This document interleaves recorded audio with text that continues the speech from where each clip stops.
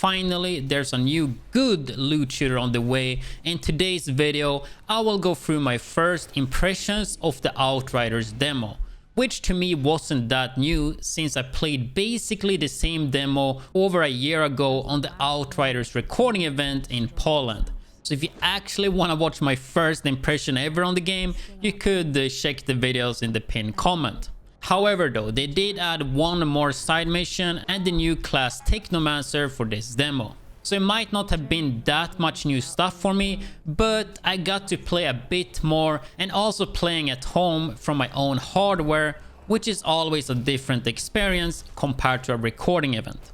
Before I get into the video though, I want to tell you that the demo is actually available right now and is staying up at least till launch, and it's available and free on every major platform. I will be covering Outriders before and also on launch, so if you're interested in that, then make sure you hit that subscribe button and put the notifications on. I also do live stream quite often on twitch.tv/widdz. So if you never heard about Outriders, I would describe it as Gears of War meets Diablo. The game to me have so much stuff similar to Diablo in terms of a looter game, which I just personally love. I always wanted more of the current loot shooters out there to have more stuff inspired from Diablo in the game, and I feel like Outriders just does that. The gameplay, however, feels a lot like Gears of War, which is not a surprise since the dev team behind this, People Can Fly, have also worked on a few Gears of War titles. Something else that stood out to me a lot with Outriders is their communication. They have been super transparent with their game and what it is and what it will have, which is completely opposite to most AAA companies these days. They usually stay super quiet on certain subjects because they know if they talk about it, it's gonna bring down the sales. But that's not the case with Outriders, which I personally appreciate so much, and it's a very different approach to Anthem, which I already got asked if I do think that this is gonna go down the same path as Anthem, which I'm quite confident will not be the case. Mainly because, as I said, they've been super transparent and told exactly what we're gonna get, and they're not being quiet about any stuff. They also stated multiple times that Outriders is not a game as a service game, which means the game launches as a complete game and it's not gonna get additional game content updates. They have said though, if the game does well, they do have plans for additional content. I would imagine it will be a paid DLC/expansion, which I do hope this game gets, because I think the game would do amazing with new content here and there, and if they would take a similar approach to Diablo. With that said though, let's actually talk about the game, starting with the most important thing, which is the gameplay and combat. And this is something that they really managed to pull off. It's just a really fun and satisfying gameplay loop. The skills are super well made and they feel really powerful. Even at the first levels in the game, you just feel super powerful, which usually is not the case within the looter shooter genre. And that's even without talking about the loot and gear. Even at the early levels, you will get loot that will impact your skills greatly, which is another thing other loot shooters don't do. The gear and loot actually have a huge impact from the start. The way most looters do it is that gear only really matters at the end game. But here you can set up builds that actually impact your gameplay a lot already at the start of the game. Which means a lot of people that stop playing after the story will get to feel the loot impact, which maybe gets them more interested in the end game. You can also see a big difference in the loot and gear itself, like with how much it actually impacts your skills, as I said. And I think one of the reasons why they can do that is because the game doesn't have any PvP. So they want you to feel really strong and be able to do crazy builds, which is something I'm a big fan of, because I don't think PvP would work good in this game. If you take a look at other games like Destiny and Division 2, in my opinion, loot shooter PvP is just not good.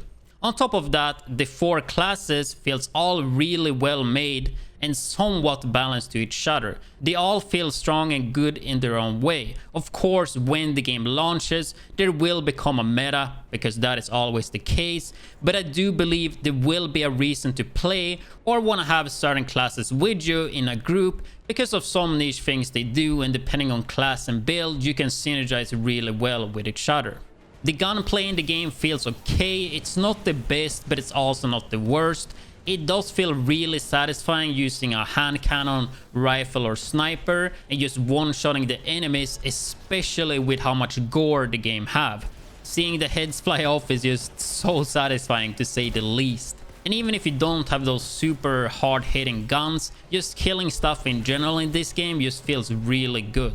However, the worst thing in my opinion with the gunplay is the bloom, which most games uses these days to balance the guns instead of having more recoil. But as long as you don't play SMG or LMG in this game, you're not gonna have that big issue and feel the bloom too much.